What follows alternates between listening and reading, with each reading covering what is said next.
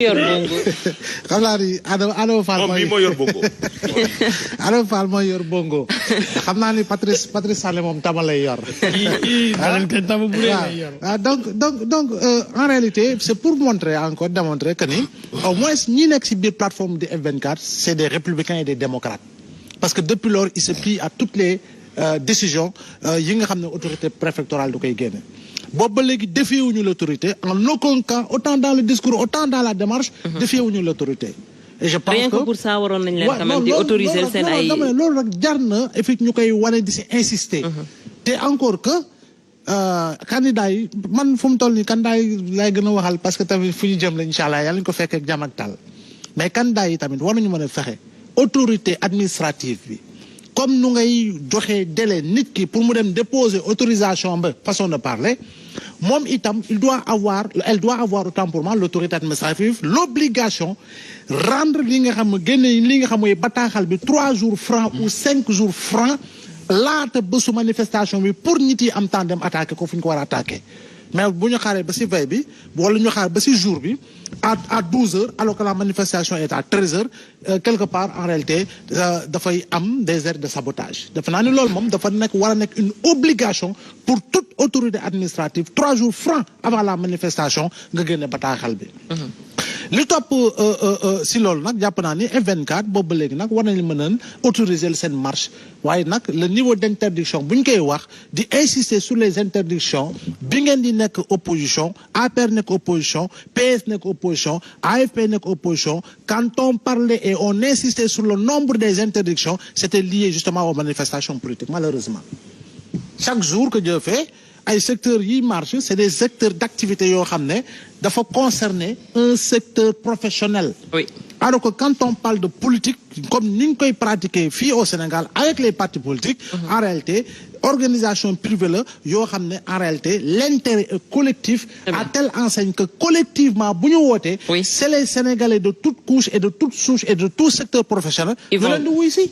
kon boog différence bi foofu ñu teg ko foofu. D'accord léegi nag.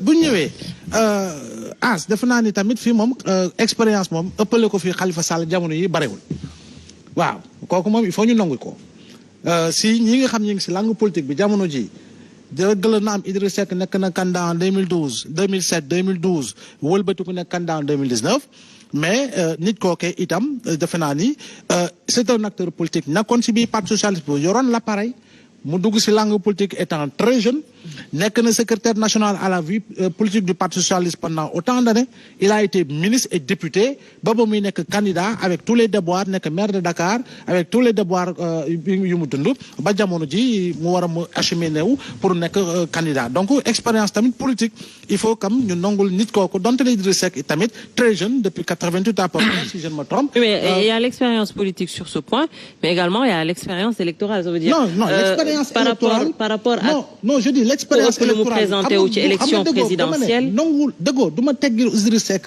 expérience électorale am au côté du président Abdoulaye Wade d'abord ensuite lui en sa qualité de candidat wax naa la nekk na candidat en 2007 2019 mais dama ne itam kii nga xam ne moo di Khalifa Babacar Sall itamit il faut ñu nangul ni ko wala adama suma jum que ni expérience bu ma engrangé voilà il faut tam ñu koy fàttali ni il fait partie aujourd'hui des dinosaures entre guillemets politiques yoo nga xam ne en matière d'expérience électorale parce que moom tamit bu ñu fàttali il avait réussi le cap du parrainage en 2019 laata ñu koy dingi si li nga xam ne candidature am si conseil constitutionnel donc ñoom ñoo voilà donc loolu il faut ñu koy fàttali maintenant je crois bien que pour le parrainage principalement tey jii nii fichier bi yaa ngi koy laaj Adama. si je ne me trompe en attendant les chiffres officiels. bu ñu moytul daañu yegg à peu près à 7.400.000. c'est ça voilà c'est 7.400.000 7.400.000 en attendant les chiffres officiels. Maintenant gonflement fichier boobu. ben écoute 0,6% au minimum 0,8% au maximum. faut ñu xool ko prorata également du nombre d'électeurs inscrits sur le fichier globalement. c'est 59.000. voilà fa laay waxee donc loolu tam il faut ñu. moins de 60.000 donc dafa wàññeeku. voilà mais quoi qu'il en soit je pense que la méthode brésilienne aurait été une bonne méthode au Sénégal parce que au Brésil am na parrainage mais tey nii da ngay dugal Ibrahima Pouye fekk mu parrainé Joseph Salou effectivement machine da koy wax ni ko parrainé na ba pare du am problème mu doublon au niveau des vérifications fii nga xam ne mooy si cappaandaw ga defe naa nag bu ñuy def ay réformes par rapport ak lu ñu dund si parrainage bi au sortir de l'élection présidentielle les observateurs de l'Union européenne am na lu ñu defoon comme proposition les observateurs également qui étaient venus de la CEDEAO am na lu ñu defoon comme proposition laata li nga xam ne mooy maître Abdoulaye Tine na mu attaqué woon décision bi au niveau de la cour de justice de la CEDEAO ba itam la Sénat la commission électorale nationale autonome si rapport bu mu génne wax na itam si li nga xam moo di parrainage bi donc on aurait pu aller plus loin en termes de réforme liée au parrainage defe naa ne loolu il faut quand même ñu fàttali ko te doon na baax itam ñu fexe ba nga xam ne candidat yi nga xam ne on les connaît xam ne lañ ràññee leen ñoo xam ne yaakaar nañu nii war ñoo mën a bokk parce que en réalité ce sont des candidats qui suscitent l'espoir ñoom tamit ñu au moins il y aura 8 candidats ñu dajaloo nu ñuy dajaloo pour véritablement défendre en commun leurs intérêts par rapport au parrainage parce que ñoom ils seront obligés dem wuti parrainage citoyen étant donné qu'ils n'ont pas le nombre de députés requis ou le nombre de maires requis parce qu'il faudra 120 maires et 13 députés par rapport au parrainage optionnel pour mën a dem si élection yi maintenant bu ñu ñëwee si candidat yi su dee au sein de Benno mais très rapidement je pense que tey jii nii ñëpp xam nañu ñan ñoo di candidat yeneen coalition yu fi ne waaye Benno xamaguñu kan moo di candidat donc ñi ëpp problème jamono ji du ñii nga xam ne xam nañu seen i candidat waaye ñii nekk Benno ñoom ñoo ëpp problème ñëpp parce que tey jii nii mu neex mu naqari tey jii nii xam nañu ni gëm sa bopp kan mooy candidat taxawu Sénégal kan mooy candidat réew mi kan mooy candidat Abdourahmane Diouf Thierno Alassane Sall mais Benno ñi ngi xaar candidat te candidat boobee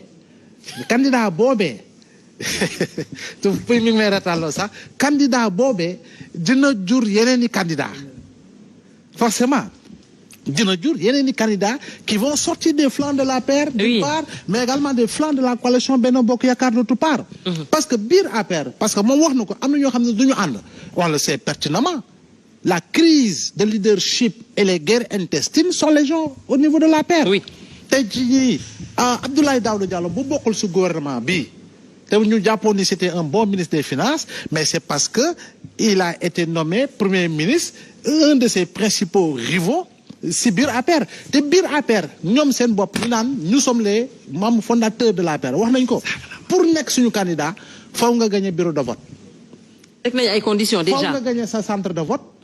faw nga gagner sa collectivité. faw nga gagner sa département. faw nga gagner sa. et loolu ça élimine déjà. voilà mais xam nañu kan la ñuy waxal. kan la ñuy waxal Amadou Ba. voilà kan la ñuy waxal. donc ñoom d'office éliminé nañ Amadou Ba dem nañu ba ne sax ñoom lu ñuy éviter mooy le cas Aziz Ghazouani en Mauritanie. kan moo wax loolu. dem nañu ba wax ko le cas. kan moo wax Ghazouani Abdel Aziz. non li nga laay waxuñu loolu. yow yaay wax sa yow analyse rek. non j'analyse pas moi je suis sur des faits ah. C'est des faits, j'invente pas de faits et je pense que l'honorable député Doumbourou Sow a eu à porter ces propos-là également. Je crois bien au vu au su de tout le monde. lu leer. Donc loolu du lu ñuy ni ñu koy waxee jeexi jaaxa. Maintenant boo ñëwee si biir APR biir Benno oui il est vrai qu'Abdoulaye Daouda Diallo moo ëpp consensus. loolu dafay leer boo génnee APR génne Benno Amadou Ba il a beaucoup plus de consensus du point de vue de la perception de la masse électorale yàgg naa ko wax. kii nga xam ne moo di Boun Abdallah Dionne wax nañu ni il peut être rassembleur mais il a des limites parce que du point de vue de la perception de la masse électorale dañu naan volant la boo xam ne dafa yor volant bi rek waaye vitesse ya ak embrayage bi Macky Sall moo ko yor en tant que président sortant.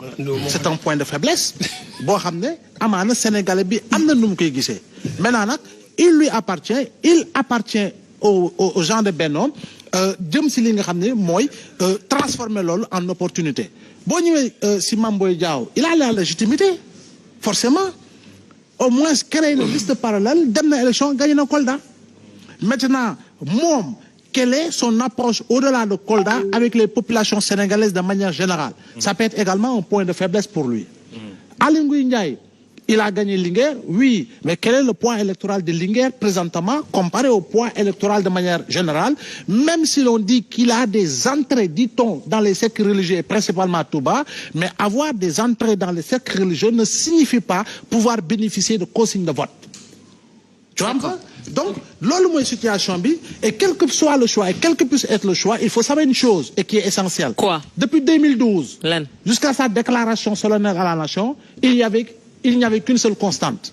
Et la seule constante, c'était le président Macky Sall. Au soir de sa déclaration, la constante a été transformée en une variable. Aujourd'hui, la constante est devenue une variable. Il faut quand même nous la variable que le président Macky Sall est devenu aujourd'hui, aujourd'hui, il cherchera des moyens de coercition pour aligner aussi cette année. Mais aligner cette année, beaucoup de choses ont changé depuis sa déclaration. Autre forme de frustration par rapport à la base. Mais dans le temps et dans l'espace, je dis, nous amna lo xamné perte nañ ko man loolu laa jàpp donte les 5 candidats ñoom la concerné.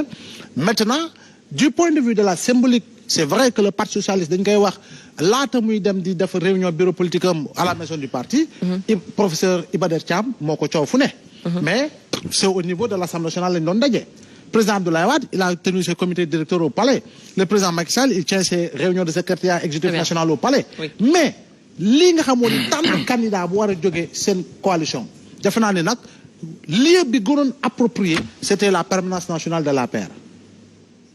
Du point de vue de la symbolique xawma nak am nga xawma ndax percevoir ngeen fi may bëgg waxé, mais bu dee biir palais lañu tok wara défé fofu sen tànneef am na leneen lu muy symboliser que buñ ko defoon fii nga xam ne moo di permanence nationale ba, parce que permanence nationale ba c'était pour moi l'environnement adéquat pour véritablement ñoom ñu daje fa pour mën a génne bu dee suba la ñuy génne tur wi ñu daal di génne tur wi xëy na après ñoom aadama ngeen di xool ndax dina am laat ak ngalax. Oui, à quoi on peut s'attendre aujourd'hui, toujours ci perspective ak enjeu 2024 bi ñuy def.